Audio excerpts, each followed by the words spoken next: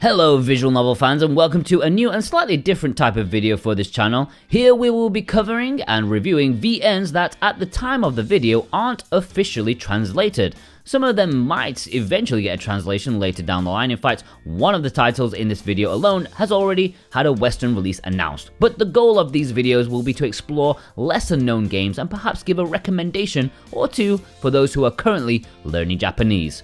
This video was, of course, written by the main man, that is Miguel Marin. Go follow him on Twitter with the links in the description. These are his words, not mine, of course. And, of course, if you're new here, hit that subscribe button and that bell button. It will be the best thing you do today.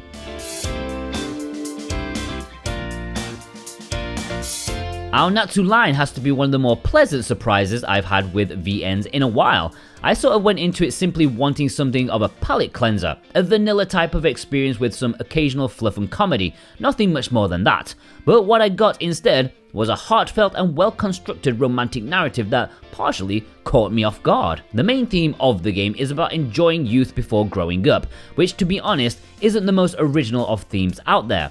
That's not to say it wasn't enjoyable. I think the main group of characters had a great dynamic between them, and it's hard to feel any cynicism towards the game thanks to its chill atmosphere.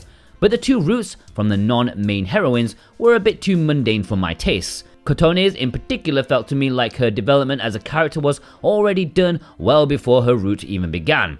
I would also say that her storyline came across as slightly unfocused. It was difficult to grasp what the narrative was aiming for besides having some fluffy scenes, so when her route finally reached its climax, it just felt kind of arbitrary. Overall, I think Kotone's personality worked better as a side character who brought a bit of spice to the main chemistry of the group, because when she became all lovey-dovey with the MC, the sugary feel of the atmosphere just got out of balance. Yui's route fared a bit better, mostly because said balance could be maintained. It also helped that, in my opinion, she had a much more likable personality. That being said, her route also suffered from that aimlessness that Kotone's also had. To remedy that, the game tried to add just a little bit of drama here and there, but then it was quickly resolved maybe 2 or 3 scenes later, at which point made me wonder if that drama was really worth including to begin with. I also believe both of these routes would have benefited from having a few more character sprites, as only the 5 main characters are sprite represented, which definitely didn't help sell the drama. Still, I don't think I would have considered either of these routes bad per se, just played very safely.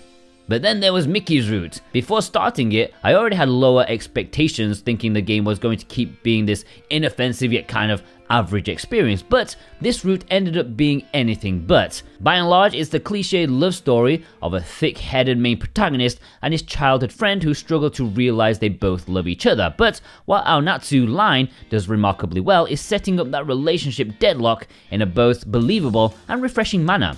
This is really one of the few times where I felt that the protagonist having that sort of tiring personality trait was well justified, and the moment when they finally overcome that barrier, it actually feels rewarding and not overly convenient. It's this wonderful character development that separates this title from being yet another cut and dry romance story, and it has to be one of, if not my favorite, childhood friend routes I've played in a VN so far.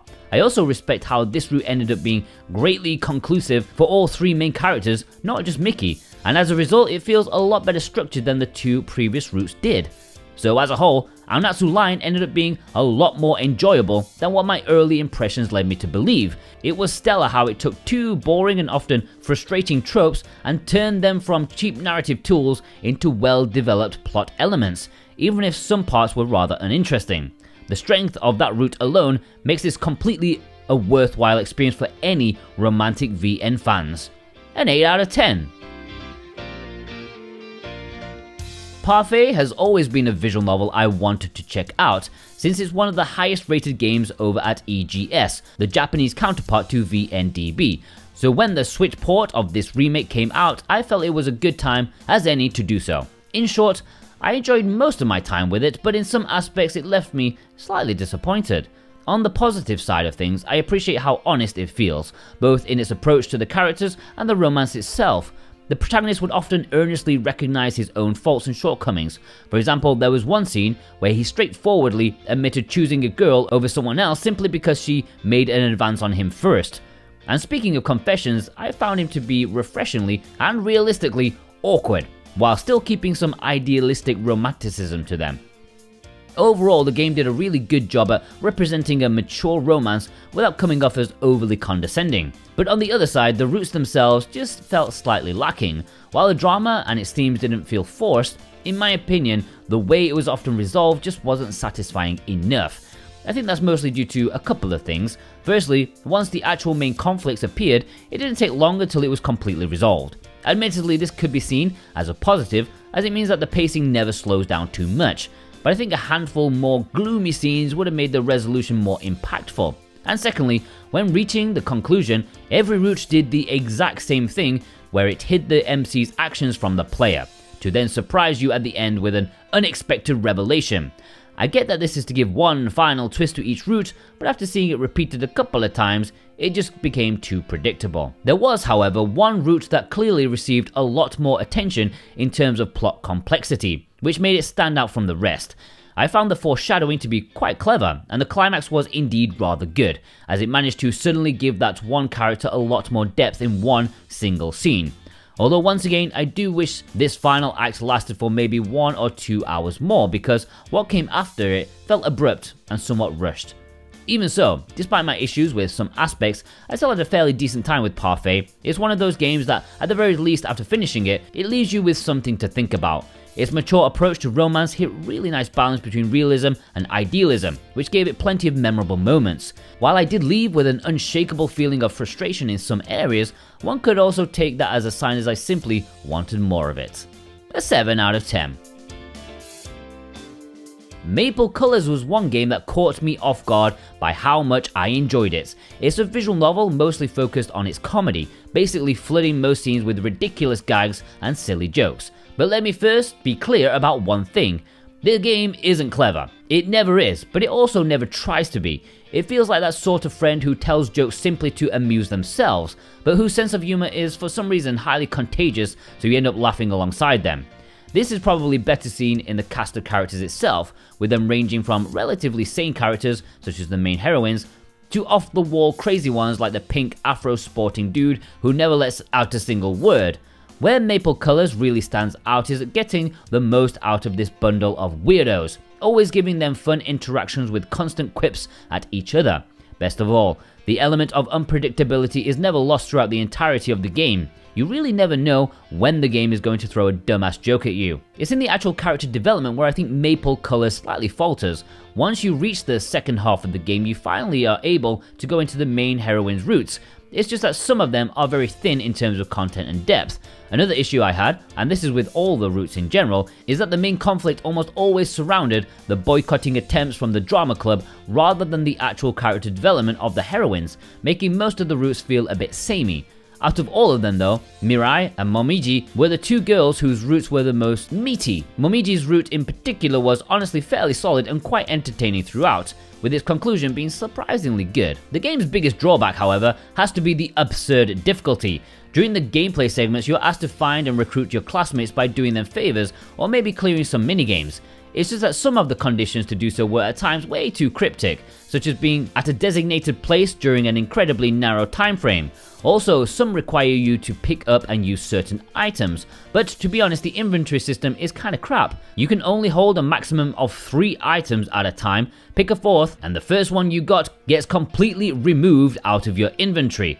Fortunately, most of them do respawn immediately somewhere around the map, but there are some that are already quite tricky to get to begin with, or maybe require you to have another item in your inventory, so it's entirely possible for you to unintentionally screw yourself up by simply picking them in the wrong order.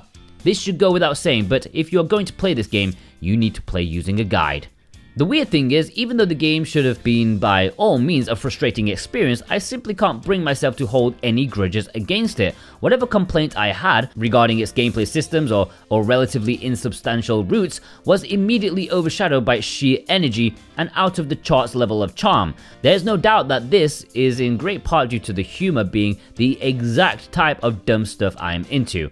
But regardless, I feel like Maple Colors is all round a really solid comedy visual novel with plenty to love as long as you're willing to endure some old school eroge design annoyances. An 8 out of 10.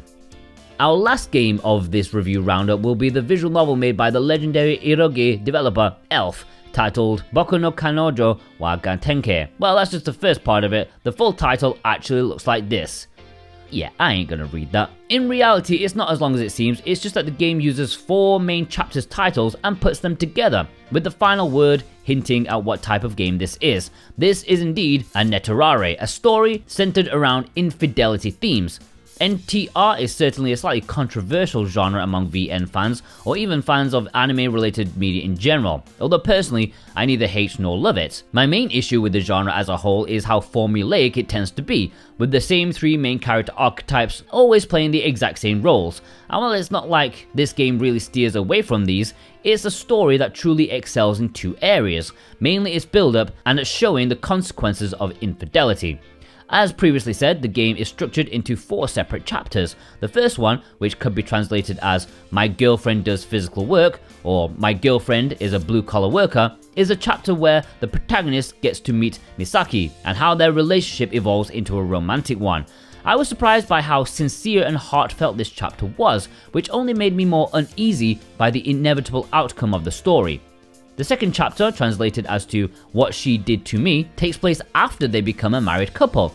During this one, the game is constantly hinting to you that there's something off about Misaki's behavior, but at the same time reassuring you that she's still the woman the MC fell in love with. To be honest, it felt at times closer to a horror story rather than anything else with how intense some of those scenes could get. It's no exaggeration to say that the game spends around half its entire runtime building up to a moment where she cheats on him. And the scene, when it finally happens, is downright emotionally brutal. The following chapter is from the point of view of the character who steals the MC's wife, explaining how the plot reached that turn of events, with the 4th and final chapter being the plan of action the MC takes in response. The game has quite a few different endings, some of them having the protagonist leave his wife Misaki, but it's the ones where they choose to stay together as a family which are by far the most interesting, because the game does not shy away in the slightest from exposing the psychological damage such acts can leave on a couple. There's no doubt that to a relatively great extent, the game still treats its main theme as a fetish, but at the same time it presents it with such an incredibly raw and honest approach that it ends up being a story which goes far beyond the preconceptions one might have in this regard to this type of genre. An 8.5 out of 10. And that covers our first visual novel review roundup. We hope you found this video at the very least interesting or informative, even if these aren't titles you can play due to language barrier. But who knows, maybe one day they will come to the West, we'll see, we don't know. Please go follow Migo Marin on Twitter with the links in the description. And yeah, check out some of our other stuff and subscribe, of course. Please subscribe. Take care.